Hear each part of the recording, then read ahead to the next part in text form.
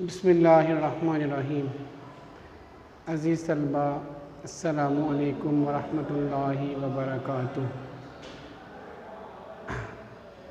मैं खैरियत से हूँ और उम्मीद करता हूँ कि आप लोग भी खैरियत से होंगे। आज हम लोग जमात नहम की उर्दू की किताब इसके हिस्सा नस्र में से तीसरी कहानी इसका मुतालिया करेंगे। इस कहानी का नाम कहली है और इसके मुसन्निफ़ का नाम सर सैयद अहमद ख़ान है। जी बेटा, ये आप लोग अपनी उर्दू की किताब का सफ़ा नंबर 15 खोल लें। इसके आगाज़ से ये कहानी शुरू होती है। सबसे पहले इसके मुसन्निफ़ का नाम लिखा गया है सर सैयद अहमद ख़ान। उसके बाद कहानी का नाम लिखा गया है कहली। कहली का मतलब होता है सुस्ती।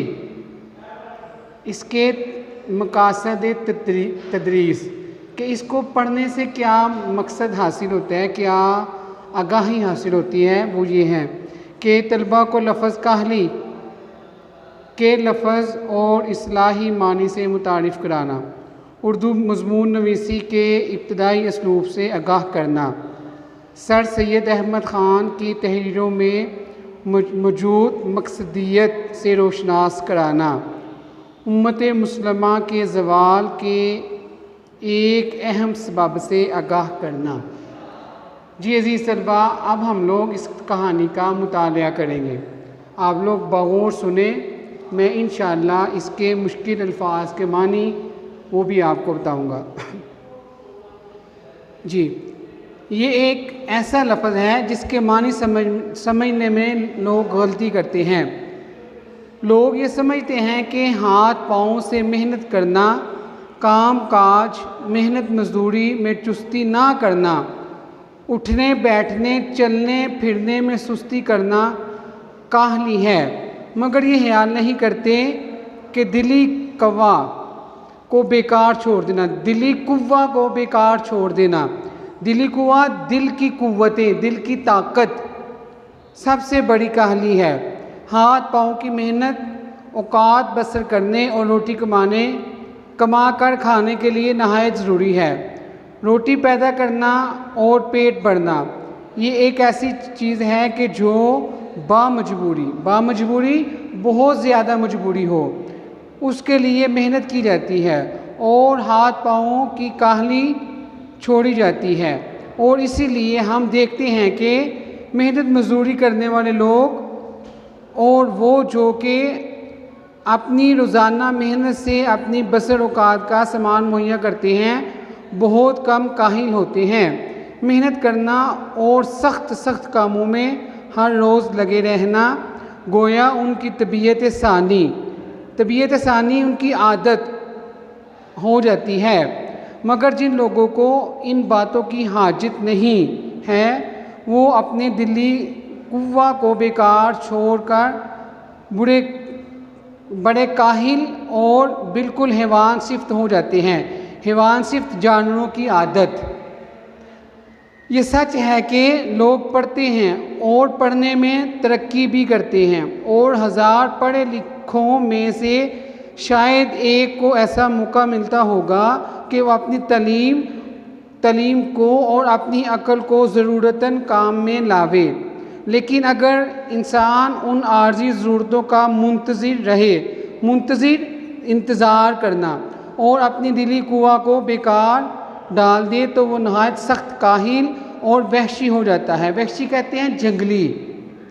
इंसान भी मिसल और हैवानों के एक हैवान है और जब कि उसके दिली कुव्वा की तहरीक सुस्त हो जाती है और काम में नहीं लाई जाती तो वो अपनी हैवानी हसलत कहते हैं हैवानी फितरत में पड़ जाता है और जिस्मानी बातों में मशगूल हो जाता है। मशगूल हो जाना, मसरूफ़ हो जाना, और इंसान सिफ्त को खोकर पूरा हैवान बन जाता है। सिफ्त को खोना, सिफ्त को ज़ाये करना। बस हर एक इंसान पर लाजिम है कि वो अपनी अंदरूनी कुव्वा को ज़िंदा रखने की कोशिश में रहे और उनको बेकार ना छोड़े। एक ऐसे शख्स की हालत को ख्याल करो जिसकी आमदनी उसके अखराजात को मुनासिब हो और उसके हासिल करने में उसको चंदा मेहनत व मुशक्क़त ना करनी पड़े, चंदा बहुत ज़्यादा मेहनत व मुशक्क़त ना करनी पड़े। जैसा कि हमारे हिंदुस्तान में मुल्कियों और लाखराज जो टैक्स अदा ना करें इदारों का हाल था और वो अपने दिली कुआ को भी बेकार डाल दे तो उसका हाल क्या होगा? यही होगा कि उसका आम शौक वहशियाना बेहयाई के तौर पर वहशियाना बातों की तरफ माइल हो जाएगा। माइल हो जाना, उनकी तरफ लग जाना। मज़ेदार खाना उसको पसंद होगा। कमारबाजी कहते हैं शर्त लगाना। और तमाम अयाशी का आदी होगा। और यही सब बातें उसके वहशी जंगली जानवर में भी होती हैं। अलबत्ता इतना फ़र्क होता है कि वो पहवार बदसलीका वहशी होते हैं और ये एक वज़ादार वहशी होता है। हम कबूल करते हैं कि हिंदुस्तान में हिंदुस्तानियों के लिए ऐसे काम बहुत कम हैं जिनमें उनको कुव्वाए दिली कुव्वतें और कुव्वते अकल की कुव्वत को काम में लाने का मौका मिले। और बरखिलाफ़ इसके और वलायतों में और ख़ुसूसन इंग्लिस्तान में वहाँ के लोगों के लिए ऐसे मौके बहुत हैं और उसमें भी कुछ शक नहीं कि अगर अंग्रेज़ों को भी कोशिश और मेहनत की ज़रूरत और उसका शौक़ ना रहे जैसा कि अब है तो वो भी बहुत जल्द हैवानियत की हालत को पहुंच जाएंगे। मगर हम अपने हम वतनों से ये कहते हैं कि हमारे मुल्क में जो हमको अपने कुव्वाए दिली और कुव्वते अकली को काम में लाने का मौका नहीं रहा है। इसका भी सबब यही है कि हमने काहली इख्तियार की है, यानी अपने दिली कुव्वा को बेकार छोड़ दिया है। अगर हमको कुव्वाए कल्बी और कुव्वते अकली के काम में लाने का मौका नहीं है तो हमको इसकी फ़िक्र और कोशिश चाहिए कि वो मौका क्यों कर हासिल हो। अगर इसके हासिल करने में हमारा कुछ कसूर है तो उसकी फ़िक्र और कोशिश चाहिए कि वो कसूर क्यों कर रफ़ा हो ख़त्म हो जाए। गरज़ के किसी शख्स के दिल को बेकार पड़ा रहना ना चाहिए। किसी न किसी बात की फ़िक्र और कोशिश में मसरूफ़ रहना लाजिम है ताकि हमको अपनी तमाम ज़रूरियात के अंजाम करने की फ़िक्र और मुस्तैदी रहे। और जब तक हमारी कौम से काहली यानी दिल को बेकार पड़ा रखना ना छूटेगा उस वक़्त तक हमको अपनी कौम की बेहतरी की तवक्का कुछ नहीं है। मकालाते सर सैयद हिस्सा पंजम।